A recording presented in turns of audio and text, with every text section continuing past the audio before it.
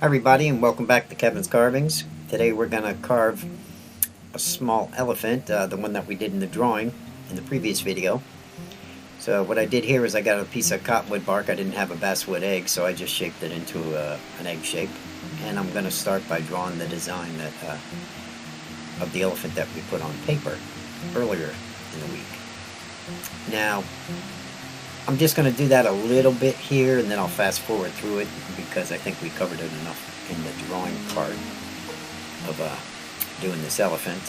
And I'm going to see if we can do it all with hand tools and see how it works. And it's going to be a little tough for me because if I'm using hand tools, I really like to hold the piece, and keeping it in the vise here, I really can't rotate the piece the way I want to use my knife, but I'll try and do it all sitting in the holder here, and then later on I'll take it out of the vise. Okay, well, with that said, I hope you have a detail knife and a V-tool, a couple of gouges, and if not, we'll do the next project with power, and I'll show you how you can do the same type of thing, only we'll use power for it.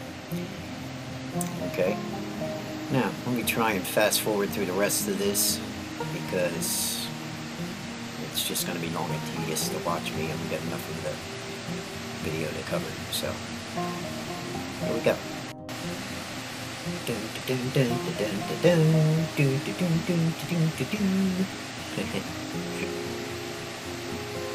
Gotta love fast forward. Helps make the video shorter. And that ought to do it for a start. Got the ears on the sides, and we got his trunk and his eyes in. Okay.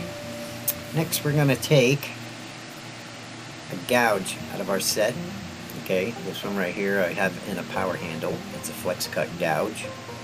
You can always refer to the link if you want these tools in the description. And this right here is a pretty wide gouge. I believe it's number 5. And what I'm going to do is come up here, place my thumb right on the side of the gouge here, and my thumbs are together. I keep my hand on the back of the wood. I'm just going to rock it and take a nice big scoop out of that left eye there. And we're trying to keep that ear line going right up into that. I'll come over here and do the same. This way we'll have some nice big divots to form his eyes, because we definitely want those to be lower than his ears. Okay, so I'm just scooping some wood out here. Make sure you wear a glove for this, guys. Like I said, never follow me. I definitely have been carving quite a long time, and I know how to control my chisels, but that's no excuse, I know. But you guys definitely wear a glove when you're doing anything with hand tools. Probably a good idea to wear them when we use power tools also. Okay, so I have 2 nice big divots there, and that right there is where we're going to put our eyeballs. Now the rest of the lines, alright, aren't going to be too bad. We could probably put those in with our V-tool or our knife, but let's draw the eye in quick. So I got my little marker, and I'm just going to go across and make a little arcing line just like that. And I'm probably not going to carve the whole eye in this because I think he's going to look better just painted. Good. And just kind of connect the outside of that eye right there back to the ear. That ear line that goes all the way up to the top. There you go. And we should be fine. Okay, now let's get our V-tool out. This right here is my V-tool. This one is actually secured. It doesn't have the power handle. These flex cut gouges, I like to buy the power handles for them, and then I can exchange different tools. You can actually pull the V-tool out and put a veiner or something in it if you like. So, and again, we're going to use our technique, keep our thumbs together, controlling as we go, and we're going to go right across the top of that line and cut a groove so we can start forming his eyelid there. Now I think I'm going to use the V-tool to go all around this whole carving here. Okay. And what we're going to do is we're just going to follow the lines that we already drew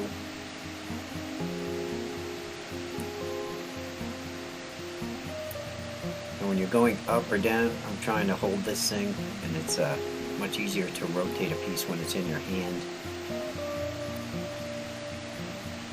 But like I said, if you wear gloves, you should be fine. You don't want any slips with that V-tool and run it into your hand, okay? Now these lines right here, we're just going to bring them right down. And we're going to follow everything that we drew on this piece of wood here. We're going to do the whole outline with this V-tool. Okay, but first, let me show you, because we're going to be using a detail knife. This right here is a Beavercraft detail knife.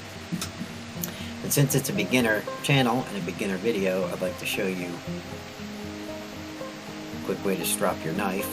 What I have is a flex cut. A strop here. And I'm rubbing sharpening compound on it, okay? You can tell I use mine a lot. This used to be a big square. And sometimes what I'll even do is I'll shave pieces of this off and just put it right on the pad. And this is just the leather strop. Okay, and you get that on your pad there. And the way to strop your knife is to lay the blade flat, okay?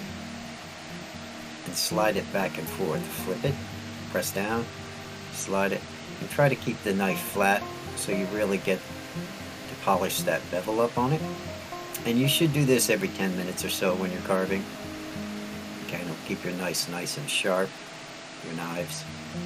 And I'll show you how to do gouges and stuff later on in other videos as we go. So you just wipe it off then and you're good to go. And before I run things through the V-tool, I'm going to take this knife. I'm going to push the sides of the face into that cut that we just made. Nice and easy, using the thumb push here. I'm just rocking my knife, leaning the back of the blade against my thumb. Everything in carving is slow and controlled. As long as you do it slow and you control your tools, you'll be fine. Don't get agitated, don't try to rush anything. Okay, sooner or later it'll just feel like a second hand to you, any tool. And you won't even notice. There you go, it'll just feel natural to you. So I'm just trying to clean this up, and I'm trying to get that wood to go down and into that line. Okay, you can always clean it up by taking a little cut with your knife to get a chip out. Okay, now we get a good start for the face. Now I'm going to go back to that V-tool. I'm going to do this trunk. See if I can move the camera and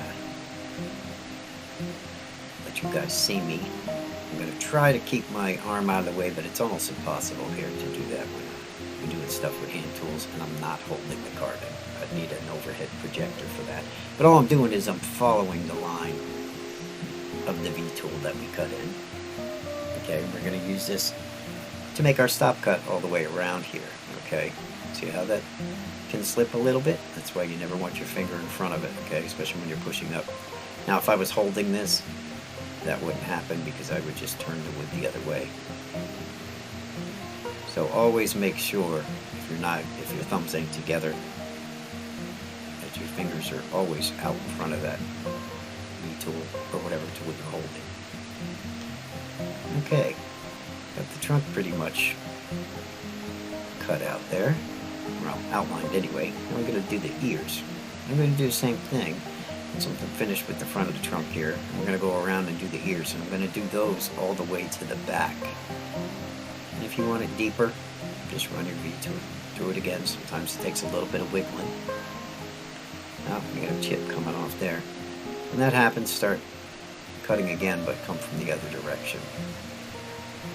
I got some real old cottonwood here, and it's very flaky. I'm trying to use it for these videos, but sometimes it makes things worse as far as making the video, but it's a good use for it anyway. So, okay, now I'm going to start cutting the ear out. Follow that line up and go right into that cut on the side of the face. Now that wood in between is what we're going to have to take down to make that trunk stand out in the ears. can. Let's go over here to the side.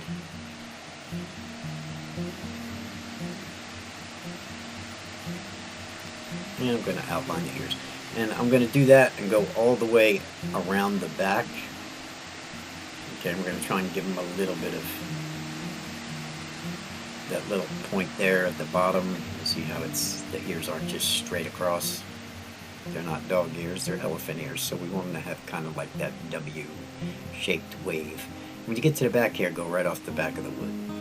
Now, if you're carving an egg, you would want to go around and then back up. We would have to do a different design. Or you'd have to go straight across at least to the back. I would separate it and make two separate ears. But for now, if you have a piece of wood and it's flat on the back, just do what I did and just carve right off the back. That way we can make the ears stick out a little bit. When we do our painting and stuff, we'll try to make this guy look nice. Let's go right off the back. And again, keep your fingers out of the way here. That tool will go right off the back of the wood. Good. Now we have them outlined. That right there should be enough to get this video started. I'll put together the next section, and that'll be the next video. Work on it, take your time, and I will see you in that one. Thanks for watching.